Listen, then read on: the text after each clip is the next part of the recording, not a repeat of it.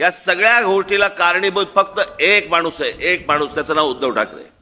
तर मंडळी, तुमचं मत काय याच्या आणखीन एक नवीन भागात तुमच्या सर्वांचं स्वागत आहे. गेल्या काही दिवसापासून राजसाहेब खूप खरं आणि स्पष्ट बोलायला लागलेत, कारण का आता सध्या ते म्हणालेत की उद्धव ठाकरेंमुळे राणे, मी आणि शिंदे बाहेर पडलो. या माणसाच्या वागणुकीमुळे पहिल्यांदा राणे बाहेर पडले, मग मी बाहेर पडलो, मग शिंदे बाहेर पडले. पण जो माणूस महाराष्ट्र माननीय बाळासाहेबांना जो त्रास देऊन जो फुटून पहिला जो गेला माणूस, ते छगन भुजबळ, ते भुजबळांबरोबर हा माणूस त्यांना मातोश्रीवरती जेवायला बोलवतो. बाळासाहेबांना त्रास दिला हा सोडून द्या, त्याचा ह्याला काही देणं घेणं नाही, आणि बाकीच्यांकडे बाकीचे शत्रू व्हायचे. या सगळ्या गोष्टीला, सगळ्या अख्ख्या जे काही सगळं घडलंय, या सगळ्या गोष्टीला कारणीभूत फक्त एक माणूस आहे, एक माणूस, त्याचं नाव उद्धव ठाकरे.